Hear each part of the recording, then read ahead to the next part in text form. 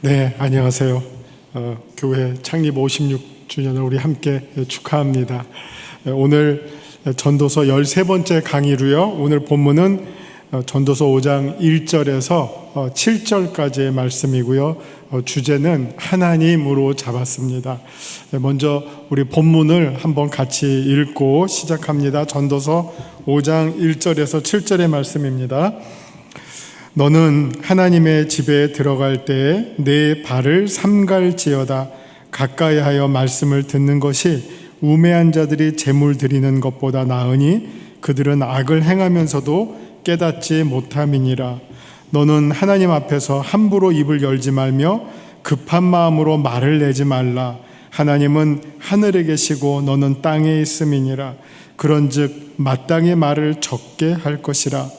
걱정이 많으면 꿈이 생기고 말이 많으면 우매한 자의 소리가 나타나느니라. 내가 하나님께 서원하였거든 갚기를 더디게 하지 말라. 하나님은 우매한 자들을 기뻐하지 아니하시나니 서원한 것을 갚으라. 서원하고 갚지 아니하는 것보다 서원하지 아니하는 것이 더 나으니 내 입으로 내 육체가 범죄하게 하지 말라. 사자 앞에서 내가 서원한 것이 실수라고 말하지 말라. 어째 하나님께서 내 목소리로 말미암아 진노하사 내 손으로 한 것을 멸하시게 하랴. 꿈이 많으면 헛된 일들이 많아지고 말이 많아도 그러하니 오직 너는 하나님을 경외할지니라. 아멘. 오늘은 주제가 하나님과 우리와의 관계 가운데 우리가 어떻게 하나님께 경외할 것인가 하는 그 내용이 주를 이루고 있습니다. 1절을 한번 보시면 너는 하나님의 집에 들어갈 때 내 발을 삼갈지어다. 가까이 하여 말씀을 듣는 것이 우매한 자들이 제물 드리는 것보다 나으니 그들은 악을 행하면서도 깨닫지 못함이니라. 1절의 말씀 가운데 우리가 생각나는 것이 두 가지가 생각납니다. 첫째는 하나님의 집에 들어갈 때 내 발을 삼갈지어다 하는 겁니다. 뭐가 생각나시죠? 모세가 호렙산에서 하나님을 처음 만났을 때 하나님께서 모세에게 이렇게 명령하셨어요. 내가 선 곳은 거룩한 곳이니 뭐라고 했죠? 신을 벗어라. 그게 어쨌든 우리식으로 말하면 우리가 여러분이 만약 하나님을 만나시러 어느 딱 시간 약속을 했다면 어떻게 하고 가시겠어요? 맨발로 가시겠어요? 맨발로? 물론 이게 전통이 있어가지고요. 맨발이 하나의 문화가 되어 있는 곳이 있어요. 그러니까 예를 들면 유럽의 어떤 도시를 관광하다 보면 교회 근처에 조그만 도로 이름이 있는데 그 도로 이름이 맨발길이에요. 우리식으로 말하면 맨발길. 왜냐하면 그 도로는 맨발로 다녔던 것 같아요. 그러면 왜 맨발로 다녔겠죠? 출애굽기 3장에 모세가 하나님을 만났을 때 출애굽기 3장 5절에 하나님께서 내가 선 곳은 거룩한 곳이니 내 발에서 신을 벗어라. 사실 신을 신고 안 신고 그런 거보다도 아마 이런 의미겠죠. 우리가 신을 신고 온갖 데를 다 다녀요. 온갖 데를 다 다녀요.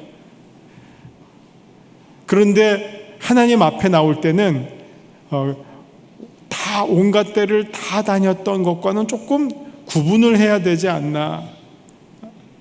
이게 조금 너무 세밀한 얘기일지는 모르겠지만 제가 한번 그냥 예를 들어 볼게요. 이건 이 정도는 아니지만 가끔 가다가 지방에 운전하고 갑니다. 그러면 어디를 들러야 되죠? 휴게소를 들러야 돼요. 휴게소, 화장실 보러. 근데 화장실에 들어가면 일이 이게 여자들은 제가 잘 모르겠어요. 이제 제 남자의 경험입니다. 화장실 가서 작은 일 보는 그 자리가 밑에가 그렇게 깨끗하지는 않아요. 그림이 그려지시죠? 이렇게 소변 보는 데가 깨끗하지는 않아요. 근데 그 다음에 소변 봤으니까 그 다음에 어떻게 해야죠? 이제 다시 차로 돌아와서 운전해야죠. 어떨 때는 운전대 앉기가 찝찝해요.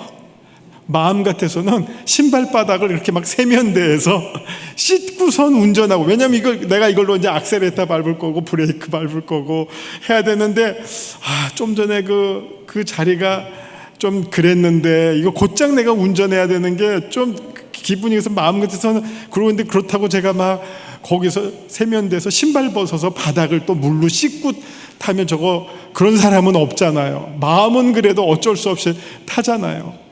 그런 느낌이에요. 우리가 이 세상에서 막 온갖 데 다 돌아다니는데 하나님 앞에 설 때는 그래도 목욕제계라도 하고 좀 우리가 할 수 있는 최대한 정결한 모습으로 하나님 앞에 서야 되지 않겠는가. 근데 내 발에서 신을 벗어라, 이거는요 모세가 혼자 생각한 게 아니에요. 하나님이 모세에게 명령하신 거예요. 우리가 거룩한 자리 앞에 나올 때는 뭔가 좀 구분이 있어야 되지 않느냐. 내 맘대로 막 이 땅에서 내 맘대로 돌아다니고 했던 그 것과는 좀 구분을 해야 되지 않겠느냐. 그래서 사실 우리 개신교회는 그런 게 없지만 평생 카톨릭 교회 다녀보신 적이 있으세요? 거의 없으시죠? 카톨릭 하다가 이렇게 개신교로 오신 분 계세요? 카톨릭 교회는 들어갈 때 물구멍이 아니라 물두멍이라는 게 있어요. 이렇게 요즘으로 하면 대야에 물 받아 놓은 것 같은 그런 시설이 있어요. 그러면 카톨릭 신자들은 딱 들어갈 때 어떻게 합니까? 거기다 손으로 물을 찍어요. 그 다음에 성호를 그어요. 그리고 저기 예배당 들어올 때 그렇게 하고 입구에 있거든요. 그렇게 들어온 다음에 들어올 때 이렇게 딱 무릎 꿇고 이렇게 하고 들어와요. 이게 뭐냐면 내가 밖에서 마음대로 돌아다녔는데 이번에는 손이에요. 내 손이 이것저것 다 했잖아요. 근데 어쨌든 내 손을 정결케 한다는 것은 내 몸을 정결케 한다는 그런 상징적인 의미가 있죠. 그래서 내가 하나님 앞에 설 때는 좀 더 세상에서 살았던 때와는 구분하는 마음으로 하나님 앞에 나와야 된다. 그러니까 우리가 하나님 앞에 서는 법, 그러니까 하나님을 대하는 법의 첫 번째를 가르쳐 주시는 말씀이죠. 우리는 그런 의식은 없지만 여러분 어쨌든 교회에 와서 딱 여기 앉으셔서 기도할 때 첫 마디를 뭐라고 기도하시나요? 제가 마음속을 독심법이 없어서 모르겠지만 여러분 대개 첫 마디를 뭐로 기도하세요? 하나님, 오늘 제가 또 주님의 전에 왔습니다부터 시작하잖아요. 어떻게 보면 그 첫 마디가 세상에서 살던 나와 하나님 앞에 온 하나님 앞자리로 나온 나를 구분짓는 한 마디가 되겠죠. 하나님, 제가 하나님 앞에 왔습니다. 언제는 우리가 하나님 앞에서 안 살았나요? 그래도 이 자리에 왔을 때는 이게 하나님의 임재의 자리잖아요. 그래서 임재 앞에 왔을 때는 우리가 주님, 제가 여기 왔습니다. 그러고 시작하잖아요. 우리의 마음이. 그게 뭔가 어떻게 보면 세상에서 막 정신없이 돈 벌고 살림하고 일하고 놀고 먹고 했던 것과는 조금 금을 긋고 이제는 온전히 주님의 얼굴을 향하고 주님께 나의 마음을 집중시키는 그런 마음으로 우리가 이 자리에 오고, 그것에 대한 어떤 하나님께서 우리에게 이스라엘 백성에게 가르쳐 주셨던 첫 말씀이 내 발을 삼갈지어다요. 하나님의 집에 들어갈 때는 내 발을 삼갈지어다. 제가 전에 한번 말씀드렸어요.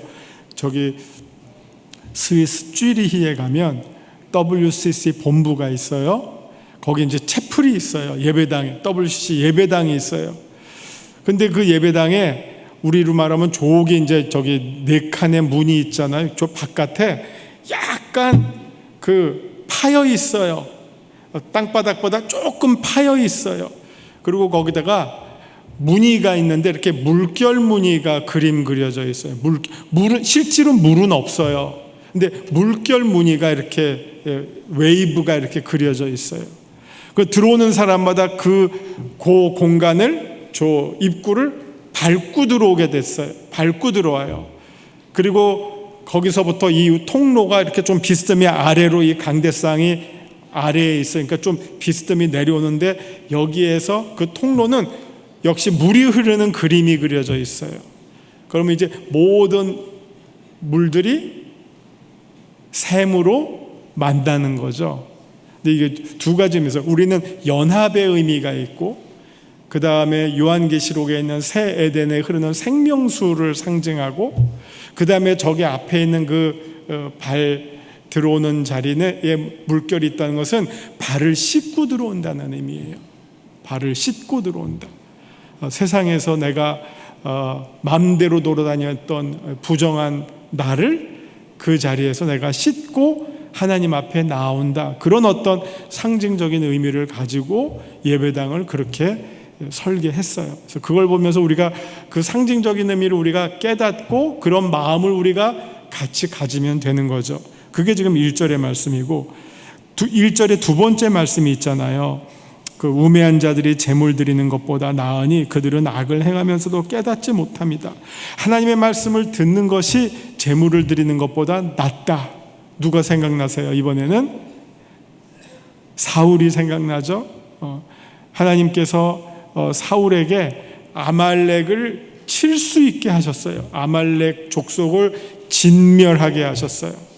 그 다음에 요즘 우리가 들으면 아주 좀 세지만 어느 만큼 죽이라 그랬죠? 아말렉 족속 다 죽이고, 아말렉 족속에 속한 가축까지도 다 죽이라고 하나님께서 분명 말씀하셨어요. 그런데 사울이 어떻게 했죠? 족속은 다 죽였는데 짐승은 안 죽였어요. 왜? 죽이려고 보니까 아까운 마음이 들었어요. 요거 다 돈인데, 잘 먹을 수 있는데, 우리 재산인데 하나님이 이걸 왜 죽이라 그랬어? 족속을 죽이라고 하는 거는 이해가 가. 살려두면 나중에 후환이 생기잖아요. 불안하잖아요. 그러니까 그거는 얼마든지, 그러니까 이게 지금 하나님의 명령을 어떻게 집행을 합니까? 내 계산대로 집행을 하죠. 내 생각대로. 그러니까 하나님의 뜻이 나의 생각에 따라서 왜곡이 되는 거죠. 내 마음에 맞으면 해, 안 맞으면 안 해. 근데 안 해놓고선 그 다음에 사무엘이 찾아왔을 때 야, 이거 짐승들의 이게 우는 소리가 웬일이냐, 다 죽이라고 했는데 하니까 그때 사울이 잔머리를 굴렸어요. 분명히 자기가 먹고 싶어서 살려놓은 다음에 뭐라고 말했죠?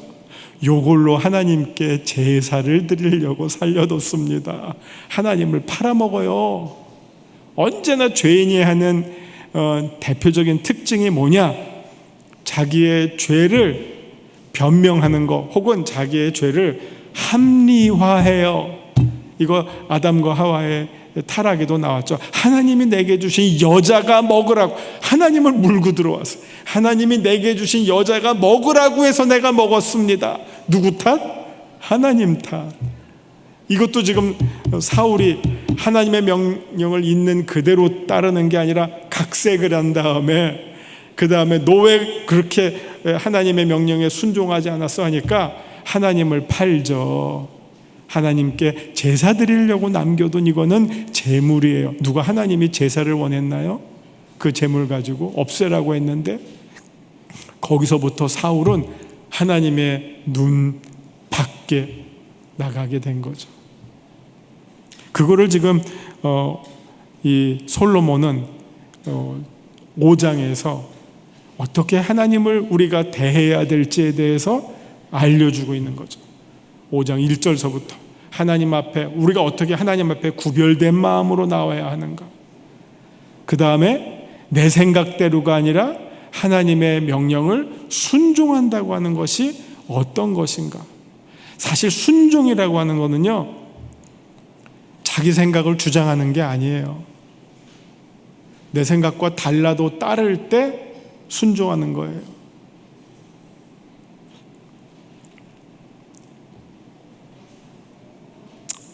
참 그게, 그래서 사실 순종이 어려운 거예요. 머리가 클수록 순종하기가 어려워져요. 우리 어렸을 때는 부모님이 하라 그러면 다 했죠. 그러나 점점 머리가 커지면 어떻게 됩니까? 내 생각이 생기거든요. 내 경험이 쌓였어요. 이거 이렇게 하면 틀린 건데, 나는 이렇게 생각하지 않는데, 그럴 때 순종하기는 어렵죠. 순종이 안 되죠. 거꾸로 가르치려고 하죠. 그래서 사실 순종이 참 인간관계에서 어려운 거예요. 부부관계도 마찬가지잖아요. 왜 부부가 싸웁니까? 생각이 다르니까. 사실 성경 말씀은 상호 순종이거든요. 상호 순종이에요. 그냥 한마디로 말하면 부부는 남편은 아내를 아끼지만 아내의 뜻을 존중해주고, 아내는 또 남편의 뜻을 존중해주고, 상호 순종인데 그게 쉽지 않으니까 갈등이 생기고 어려운 거죠. 자기 생각이 있으니까, 자기 경험이 있고 자기 계획이 있으니까. 하물며 하나님과의 관계에서, 하나님의 관계에 있어서 하나님의 뜻과 명령보다 내 생각이 다르면 순종하기가 어려워지죠. 그걸 지금 가르쳐주고 있는 거죠. 그러나 순종을 해야 된다 하는 걸 말씀해주고 있습니다. 그 다음에 두 번째는 하나님 앞에서 함부로 입을 열지 말고 급한 마음으로 말을 내지 말라. 이게 쭉 이제 이어지는 게 뭐냐면은 하나님 앞에서 말하기보다는 우리가 하나님 앞에서 행할 자세는 우리의 말을 하기보다는 하나님의 말씀을 듣는 자세가 더 우선이라는 거예요. 듣는 거. 근데 사실은 우리가 하나님 앞에 말할 때도 있어요. 사실 하나님과 우리와의 관계는요, 대화의 관계예요. 하나님은 인격적인 하나님이시고, 또 하나님이 우리를 다루실 때도 우리를 인격적인 존재로 다루어 주세요. 그래서 사실 원칙적으로 하나님과 우리와의 관계는 대화예요. 그래서 우리가 기도할 때 우리의 마음을 하나님께 전하잖아요. 말로 표현하잖아요. 근데 여기에 원칙이 있어요. 우리 보고 기도할 때 그냥 하나님 제가 이제부터 듣겠습니다 하고 한마디도 하지 말라, 이 말이 아니에요. 이 말이 아니에요. 여러분, 기도할 때 우리가 할 말을 안 하면 그게 무슨 기도예요? 그러나 우리가 할 말 하죠. 그러나 우리가 말을 해도 이게 예수님 겟세마네 기도랑 똑같아요. 할 수만 있으면 이 잔을 내게서 떠나게 하옵소서. 그러나 듣는 게 뭐냐? 내 뜻대로 마옵시고 아버지의 뜻대로 하옵소서. 우리 말을 하지 말라는 게 아니에요. 우리가 어떻게 말을 안 해요? 우리의 생각도 있고 우리의 바람도 있는데 우리 말 해요. 그러나 최종적인 입장은, 최종적인 자세는 듣는 게 먼저라는 거죠. 내 말을 주장하는 게 아니라, 내 뜻을 하나님께 떼쓰는 게 아니라, 때로는 때도 써요. 그러나 제일 마지막에는 하나님 이거 안 하면 끝이에요, 이게 아니라 정말 할 수 있는 대로 다 하더라도 마지막에는 주님, 제 할 말 주님께 다 아뢰습니다. 그러나 주님의 뜻이라면 무엇이든지 제가 순종하겠습니다. 이것만 하면 된다는 거예요. 근데 그거 안 하면 그 하나님께 말했던 그 말은 꽝, 그것만 아시면 돼요. 여러분 시편 보세요. 하나님을 향해서 막 따지고 떼쓰고, 하나님 이럴 수 있습니까? 그건 막 나와요. 하나님, 저 나쁜 놈들이 더 잘 살고 나는 이건 뭡니까? 하면서 하나님께 막 원통하다고 떼써요. 그러나 우리가 마지막에 간직해야 할 그 최종적인 나의 마음은 하박국처럼 무화과 나무 잎이 마르고 모양간에 소가 없고 포도나무 곡식이 없을지라도 그래도 나는 하나님으로 인해서 기뻐하겠습니다. 무엇을 말씀하시든지 제가 따르겠습니다. 그러면 된다는 겁니다. 그 다음에 이 5장 2절의 마지막에 있는 말은 너무너무 사실은 이 말씀은 멋있는 말씀이거든요. 하나님은 하늘에 계시고 너는 땅에 있다. 이거는 하나님과 우리 사이의 이 관계를 아주 잘 설명해 주는 말이에요. 하나님과 우리 사이의 관계 설정에서 하나님은 하늘에 있고 내가 땅에 있다. 우리 타락할 때 뱀이 유혹했던 말이 뭐냐면은, 내가 이거를 먹는 날에는 어떻게 된다고요? 하나님처럼 되리라. 내가 이거를 먹으면 너의 자리가 땅이 아니라 하늘로 올라갈 거야. 그 말이에요. 우리가 있는 자리는 언제나 땅이에요. 하나님께서 우리를 데리고 가셔야지만 우리가 하늘로 갈 수 있어요. 마지막에는 하늘로 가죠. 근데 하늘로 가는데 그거를 바벨탑처럼 내 힘으로 가려고 하면 그건 교만이고, 하나님이 데려가 주시면 그거는 은혜고, 그게 구원이에요. 그것만 잘 기억하시면 돼요. 하나님은 하늘에 계시고 우리는 땅에 있다. 요거를 기억하게 해주는 말이 선악과예요. 선악과. 선악과는 딴 거 다 먹어도 선악과는 못 먹었잖아요. 그러면 왜 하나님이 딴 건 다 먹어도 선악과를 못 먹게 했을까? 하나님과 우리 사이의 구분, 차이점을 깨닫게 해주시기 위해서. 그거를 놓치면 하나님과 우리 사이에 구분이 없고, 우리도 하늘에 있고 하나님도 땅에 있고, 하나님과 우리 사이에 구분이 없어요. 선악과의 기능은 하나님이 누구시고 내가 누군지를 깨닫게 해주는 가장 상징적인 물건이에요. 상징적인 표지예요. 이게 지금 시간이 없는데 그냥 진도 못 나가도 예를 들어 볼게요. 어떤 사람이 교회 옆에 땅이 있어요. 꽤 넓은 땅. 그래서 그 땅을 갖고 있는 사람이 너그러워서 1년에 52주인가요? 51주를 공짜로 주차장으로 쓰게 했어요. 그 교인들이 얼마나 신나요. 예를 들어서 요 옆에 우리 요 마당이 남의 땅이라고 생각하는데, 요 땅 주인이 영색교회 교인들에게 1년에 51주를 쓰게 했어요. 그렇게 되면 우리가 저쪽 중랑중학교까지 안 가고 여기다가 차 대니까 얼마나 좋아요. 신나죠. 근데 51주를 하면서 첫 주서부터 51주까지 가면 첫 주는 고맙다 하지만 한 40주쯤 되면 어떻게 될까요? 당연하게 생각하겠죠. 늘 됐으니까. 근데 한 주는 못 되게 해요. 한 주는 못 되게 했어요. 못된 날 뭐가 생각이 날까요? 우리가 그동안 여기를 차댄 게 대단한 혜택이었구나, 은혜였구나 생각나겠죠. 그날은 생각나겠죠.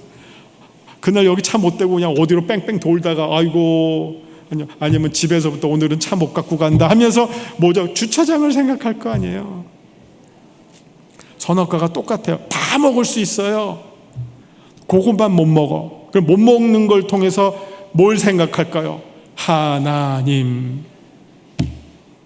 다 먹을 수 있었으면 하나님 생각 안 하게 되죠. 어차피 다 먹는 걸 못 먹는 게 하나가 있어. 그게 딱 버티고 있어. 그거 볼 때마다 하나님. 그거를 먹어서 이제 그거를 먹는다는 게 이제 경계가 넘는다는 거죠. 자기 인간의 경계가 넘어가 버리는 거. 거기서부터 이제 범죄가 시작된다는 것입니다. 그 다음에 이제 3절, 걱정이 많으면 꿈이 생기고, 이때 꿈은 좋은 꿈이 아니라 이제 잡념이죠. 여러분 걱정이 많으면 잠을 못 자잖아요. 잠잘 때 가위 눌리고 꿈꾸면서 시달리고 하는 그 꿈이에요. 걱정이 많으면 꿈이 생기고, 말이 많으면 우매한 자의 소리가 나타나느니라. 이게 말을 많이 하고 말을 잘하는 사람들은 꼭 뭐를 조심하게 되냐면 설화 아시죠? 이 혀 때문에 실수하는 경우가 생겨요. 없을 수가 없어요. 우리가 말할 때 좋은 방법은 하고 싶은 말이 먼저 머리에 딱 떠올랐을 때 한번 쫙 생각해보고 이 말을 뱉는 게 좋을지 안 뱉는 게 좋을지 상황 판단을 하고선 말하면 실수가 적어요. 나는 좋은 뜻으로 말했어도 그 말이 상대방한테 상처가 될 수도 있거든요. 지금 아주 어려운 사람이 있는데 우리가 흔히 잘하는 말 있잖아요. 기도합시다. 혹은 우리가 지금 고난 당하는 거는 장차 우리 영광과 비교할 수 없으니까 잘 견디세요. 이런 말이 실제로는요, 그렇게 도움이 안 돼요. 진짜 괴로울 때. 그런데 우리는 막 그런 식의, 교인들은 그런 식의 위로에 익숙해 있어서 그런 말을 쉽게 해요. 근데 그런 말은 될 수 있으면 말 안 하는 게 좋아요. 말 많이 하는 사람들, 뭐 목회자들, 선생님들, 뭐 혹은 방송인들 꼭 뭐에 실수를 하느냐? 말 많이 하다 보니까 실수를 해요. 말을 안 하면 아예 실수가 없죠. 근데 말을 많이 하다 보면 히트 칠 때가 10번이라면 망할 때가 한 번은 반드시 있어요. 제가 방금 말한 것처럼 생각나는 대로 말하면 망해요. 그거를 참고 사귀고 하더라도 어떨 때는 내가 미쳤지 하고 나도 모르게 원치 않는 말이 튀어나올 때가 있어요. 그러면 참 주워 담을 수도 없고, 나는 제가 지난주에 밤 10시에 경북 영천에 문상을 갔어요. 그 시간밖에 갈 수가 없어서 밤 10시에 도착을 했어요. 근데 꼭 가야만 하는 문상이었어요. 그러니까 상주들이 막 미안해하고 여기까지 왜 왔냐, 그냥 안 와도 되는데 막 그러는데, 제가 순간에 무슨 생각이 드냐, 첫 번째 떠올랐던 말은 제가 지옥 끝이라도 찾아가야죠 라는 말이 떠올랐어요. 이게 왜냐하면 어디든지 내가 다 간다. 근데 그 문상 가서 그 말하면 안 되잖아요. 근데 제 의도는 어디든지 땅 끝이라도 가서 내가 해야만 합니다는 뜻을, 지옥이라도 말이 딱 떠올랐다가 야, 이 말하면 이거는 덕이 안 되지, 이거 정말. 그래서 얼른 말할 때는 바꿨어요. 미국이나 제주도라도 제가 와야죠. 그래서 휴, 다행했어요. 처음에는 무조건 어디 끝이라도 가야 된다는 말까지 생각나면서 지옥이라는 말이 떠올랐는데, 그 말하면 큰일 나잖아요. 이런 것처럼 우리가 좋은 뜻으로 말을 생각했어도 그 뜻이 상대방에게는 씻을 수 없는 상처를 줄 수가 있기 때문에 늘 말을 조심해야만 합니다. 그런 말을 좀 여기서 하고 있고요. 그 다음에 이제 서원이 나와요. 서원. 여러분, 하나님께 서원하신 적이 있으세요? 하나님, 제가 이거 꼭 하겠습니다. 꼭. 서원하신 적, 제가 헌금을 뭘 하겠습니다. 무슨 일을 하겠습니다. 어떤 봉사를 하겠습니다. 제가 신학교에 있으니까 어떤 서원을 제일 많이 듣냐면, 우리 입학할 때 입학하는 애들이 우리 엄마가 기도 중에 저를 하나님께 바치기로 해서 제가 여기 왔습니다. 그런 학생들이 많아요. 근데 정작 본인은 신학교 올 마음이 없어요. 그러니까 걔는 학교 다니는 게 괴로운 거예요. 억지로 도살장으로 끌려가는 소처럼 원치 않았는데 엄마의 혹은 아버지, 부모님의 서원을 지키기 위해서 강요로 왔어요. 그런 경우도 있고, 또 어떤 사람은 제가 젊었을 때 하나님께 목회자가 되겠다고, 신학하겠다고 서원을 했는데 평생 못 지키고 사업하고 직장 다니고 하다가 60 넘어서 왔습니다. 또 그런 사람도 있어요. 그러니까 온갖 경우가 다 있어요. 서원을 좋은 뜻으로 늦게라도 지킨 경우도 있고, 또 서원을 참 별로 좋지 못한 방법으로 지키려고 하는 그런 경우도 있어요. 여러 경우가 있어요. 근데 저는 여기 나와 있는 말씀은 되게 엄격한데, 아까 말씀드린 것처럼 아무리 부모님이 서원했어도 내 마음에 그런 소명이 없으면 그거는 못 지키는 거예요. 지금은 어쨌든. 그러나 나중에 돌고 돌아서 어느 순간 그 소명을, 부모님의 소명을 내가 지키는 순간이 올 수도 있어요. 그러면 그때 오면 돼요. 지금이 아니라 그러면 못하는 거죠. 그러니까 여러분께도 제가 그렇게 서원을 했다고 해서 너무 거기에 대해서 강박관념 가지실 수는 없고요. 그거를 이룰 수 있도록 기도하시고 마음이 준비가 될 때 그것을 이루시면 돼요. 하나님은 우리에게 쥐어짜는 그런 폭군이 아니라 우리의 선하신 아버지시라고 하는 사실을 기억하시고, 두려운 마음보다는 사랑하는 마음으로 우리 하나님 아버지를 늘 대하시는 것, 그것이 최고로 하나님을 대하는 방법입니다. 기도하시겠습니다. 하나님, 우리에게 귀한 하나님을 대할 수 있는 중요한 방법들을 오늘 전도서를 통해서 알려주시니 감사드립니다. 그러나 늘 우리가 하나님을 두려워하는 마음뿐만 아니라 사랑하는 마음, 아버지와 같은 마음을 품게 하시고 그 아버지를 향해서 우리가 할 수 있는 최고의 표현을 늘 아낌없이 하나님께 올려드리는 우리 모두가 되게 하여 주옵소서. 예수님 이름으로 기도합니다. 아멘.